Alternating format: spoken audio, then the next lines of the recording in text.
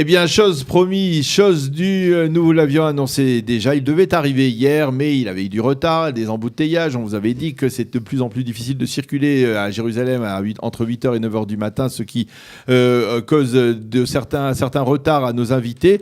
Et c'est également la raison pour laquelle cet entretien est diffusé seulement aujourd'hui, bien qu'il a été enregistré hier. En tout cas, nous sommes heureux d'accueillir dans notre studio ce matin Avraham Azoulay, le très célèbre fondateur et directeur du Petit Hebdo, à l'occasion du 900e anniversaire de ce Petit Hebdo qui est devenu un grand journal, on peut le dire d'une certaine manière, et un journal incontournable dans le paysage médiatique et communautaire de francophones en Israël. Avraham Azoulay, bonjour, Boker Tov. Bonjour, je m'excuse, j'ai pas pu enlever les lunettes de soleil encore. Oui, tellement il y a beaucoup de soleil. Non, mais c'est Israël. Le feu, il fait trop chaud. Il fait trop chaud. Alors, avant de parler de cette véritable expérience qui est le Petit Hebdo et de cet anniversaire, d'une certaine manière, et je vous rappellerai que nous sommes aussi en période d'anniversaire du côté de Studio Kalita. 2 ans déjà. Oui, 2 ans déjà.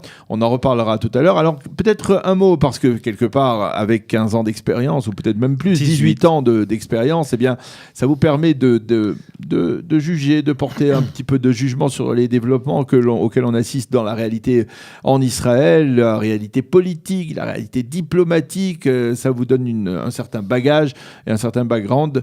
Alors, on est en pleine crise politique, en tout cas avec Avigdor Lieberman. Qu'est-ce que vous pensez ? À quoi joue Avigdor Lieberman ? J'ai compris, j'enlève les lunettes de soleil. Voilà. Je redeviens un peu plus sérieux. Bon, j'ai pas besoin non plus de mes lunettes. Voilà. À quoi joue, à votre avis, Avigdor Lieberman ? Alors, c'est très intéressant quand même, la politique israélienne. C'est pour ça que je dirais, comme dirait Johnny, on va allumer le feu, mais ici, c'est tout le temps le feu. Oui. Et, on l'a vu la semaine dernière. Là. Ah oui. Malheureusement, on l'a vu la semaine dernière, et je pense que de ce côté-là aussi, on a une leçon à prendre, c'est que toutes ces familles de Mévo-Modine nous donnent une leçon quand même de Emouna et de Kohar, en disant elles ont tout perdu leur maison, mais c'est des familles qui sont liées, je crois, au Rabbi Nachman. À Shlomo Carlebach. Ah, Shlomo Carlebach. Et elle nous donne vraiment des leçons d'Emouna en disant qu'après ça, il va y avoir encore la construction, et elle ne se décourage pas. C'est toujours de là qu'on voit que... Même si apparemment, il semble que c'est aujourd'hui, on croit le savoir, qu'il s'agit apparemment d'un incendie criminel qui a provoqué ce désastre. On s'en doutait aussi. C'est tout un village qui brûle quand même, ça ne peut pas être uniquement la chaleur. Non, du côté politique, oui, c'est le feu.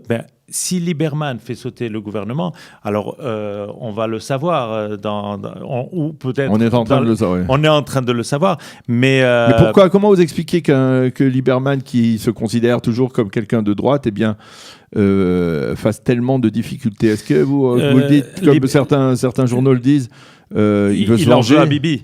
Il est dur à cerner quand même, Lieberman, mais on serait dans une situation tellement bizarre, finalement, qu'on n'y arrive ou qu'on n'y arrive pas à une solution avec Bibi, parce que Bibi est quand même un magicien, et au dernier moment, toujours, il sort de son chapeau, oui. De son chapeau, un petit lapin. Mais c'est quand même spécial, parce que finalement, on parle encore de nouvelles élections, on parle déjà de sondages, on parle de Bennett, qui reprend sa valise pour partir en élection, peut-être Feiglin. Ayelet va-t-elle aller au Likoud ou ailleurs ? Ou avec Lieberman. Avec Lieberman. Tout est possible. Ils ont des propos. C'est vraiment drôle, les élections, et je pense que ça coûte cher, il faut savoir. Ah oui, ça coûte cher. On dirait que ça amuse ceux qui sont en politique, mais je pense que même ceux qui sont à l'opposition ne sont pas tellement contents, parce que finalement ils ont fait un bon score. Ils sont maintenant assis, ils vont toucher leur mascorette, leur salaire. Je ne sais pas, ça va être le balagan et le feu. Il vaut mieux pas présager de ce qui va se passer, surtout qu'on est enregistré avec 24 heures, et qu'en 24 heures, dans la vie politique, c'est une éternité presque. À propos d'élections, c'est pas qu'ici, aussi en Europe. Alors en Europe sort d'élections européennes où c'est à droite, et surtout en France, avec Marine Le Pen qui a doublé par la droite le gentil Emmanuel. Donc Marine gagne Emmanuel au premier tour des élections européennes. Là aussi, c'est une première. Oui. Mais ce qui est le plus drôle aussi, si vous permettez, Daniel, Oui. c'est que la première de couve du Bild, qui est quand même le journal, le quotidien allemand le plus grand et même le quotidien européen le plus important en Europe, sa première de couve parle de kippa et pas d'élection européenne. Et en fait, elle fait découper à tous les Allemands une kippa. Il faut découper, prendre ses ciseaux, découper une kippa. Et par solidarité envers les Juifs, en se disant, nous sommes liés aux Juifs, portez tous une kippa. Nous sommes tous, entre guillemets, comme des Juifs, portons la kippa contre l'antisémitisme. Parce là aussi, que c'est drôle. Suite à une déclaration du préposé à la lutte contre l'antisémitisme au sein du gouvernement allemand qui avait dit je ne peux pas recommander aux Juifs de porter la kippa aujourd'hui en Allemagne parce que, eh bien, ça serait un danger. Et donc, cette déclaration, elle est stupéfiante, 74 ans après la fin de la Shoah, mais cette mobilisation du Bild est aussi impressionnante parce que je ne pense pas qu'on aurait vu un tel phénomène en France, tout simplement. C'est vrai. Mais d'après ce qui se passe, en fait, il y a énormément de quartiers où on ne peut pas se promener, bien sûr, avec la kippa, même si on dit qu'on est juif ou israélien, c'est encore pire, parce que beaucoup d'Irakiens, beaucoup de Syriens qui sont venus ces derniers temps comme les migrants, et c'est le phénomène européen qu'on connaît tous et qui affole un peu au niveau des juifs, au niveau des gouvernants eux-mêmes. Ce résultat même donc, aux élections européennes. Et je me rappelle, pour finir ce petit sujet, c'est que Zvika Klein, le fameux journaliste de Macorichon, je crois en 2015, s'était baladé avec une kippa pendant 10 heures à Paris.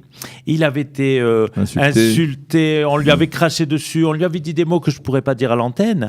Mais il avait dit une chose, c'est que je me suis senti menacé, mais pas au point d'être frappé et éventuellement poignardé. Or aujourd'hui, voilà, ça a assez dégradé. C'est ça. Alors, on devait parler de quoi aujourd'hui ? On devait parler de ce qui vous a fait venir ici, et c'est donc votre journal, le Petit Hebdo. Je peux le montrer à l'antenne. Alors là, vous nous montrez à l'antenne. On va demander à Sarah de faire un gros plan. Voilà, alors, peut-être si c'est possible. Moi, c'est plutôt à droite, mais je peux aller vers la gauche aussi, au centre. Voilà. Qu'est-ce qu'on dit ? Voilà, il faut laisser à Sarah le temps de focaliser sur ce Petit Hebdo, qui est en fait la première édition, le premier numéro. Une des premières, c'est vrai.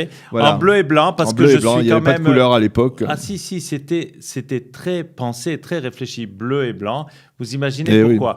Pas politique, Zélo Carole Lavanne, c'est bleu-blanc, sioniste. C'est vrai que c'est un petit journal sans prétention, mais très sioniste, très attaché à la terre d'Israël. Voilà, et depuis, alors on va le dire, on va vous le montrer ici aussi à l'antenne. Tiens, je peux le montrer, moi. Voilà, il peut le montrer. Bon, il a un peu évolué, c'est vrai que beaucoup plus de 48 pages en couleur, 900 numéros, c'est pas... bon. Alors, comment expliquer ce succès, Abraham Azoulay ?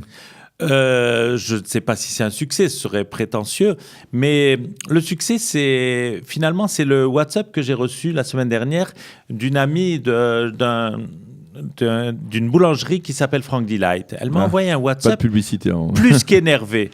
Je la citerai pas non plus, elle s'appelle Samantha, et elle m'a dit...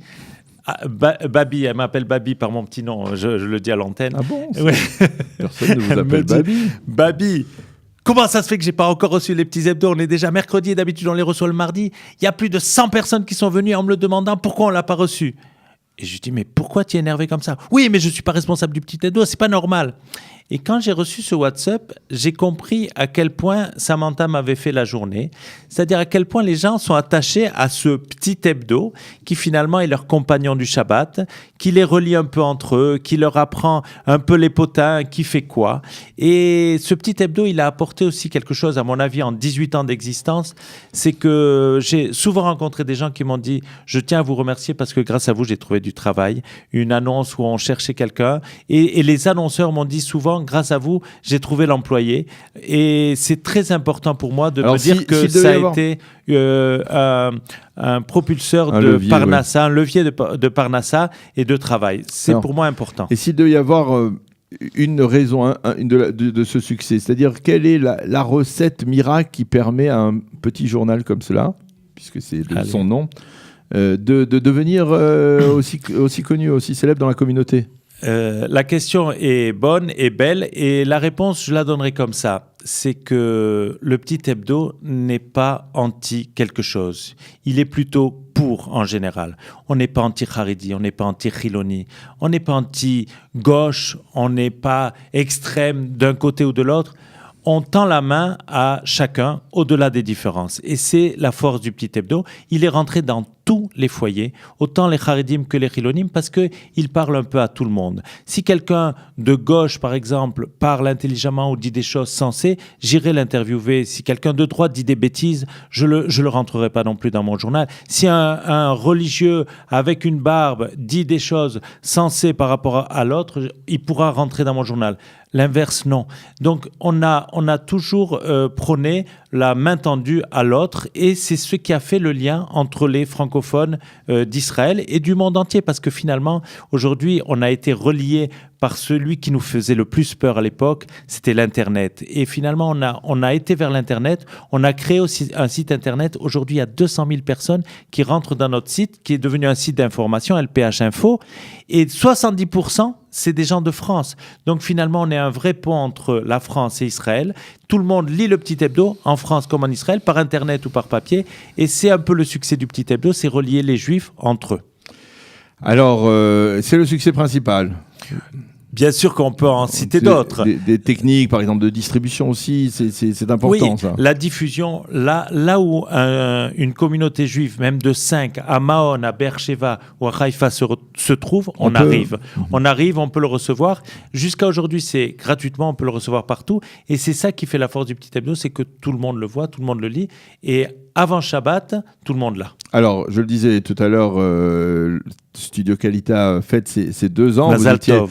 déjà là au tout début. Hein, vous avez assisté aussi à la naissance de Studio Kalita. Il y a un renouveau des médias. Il y a Studio Kalita, il y a le Petit Hebdo, il y a un journal que je connais pas mal qui s'appelle La Guéchère. C'est-à-dire, il y a encore une demande, une sollicitation de la part de la communauté francophone en matière de médias. Il y a une grande demande au niveau des lecteurs, du lectorat francophone. Par contre, pas de place au simple amateurisme, pas de place aux gens qui ne surprennent pas de place aux gens qui ne font pas d'efforts pour amener autre chose. Le lectorat francophone vient d'une culture française. Il a des exigences. Beaucoup d'exigences et c'est normal. Même s'il ne paye pas. Hein. Oui, c'est vrai. Mais il a une exigence et ça pousse aussi les médias à toujours aller au plus haut, voire plus haut, optimiser toujours. Et ceux qui ne sont pas à la hauteur tombent naturellement. Eh bien, Avraham Azoulay, merci beaucoup d'être venu ce matin pour discuter un peu politique, diplomatie, peuple juif et donc fêter cet anniversaire. Alors, une dernière chose, c'est qu'on a fêté nos 18 ans. La majorité, c'est important. Et maintenant, je me suis dit, entre 18 et 26 ans, c'est-à-dire des 18 ans aujourd'hui aux 26 ans, qui sont des chiffres 18, Rail et 26, je me dis, il faut que je fasse une autre évolution et je suis en train de la préparer. Je ne peux pas tout vous dire, mais elle est en train de venir. Il faudra revenir alors. Obligé, vous allez devoir m'inviter. Eh bien, merci beaucoup Avraham Azoulay d'être venu ce matin dans notre studio et on vous souhaite bonne chance pour la suite. Et Mazal Tov à Kalita. Voilà, merci.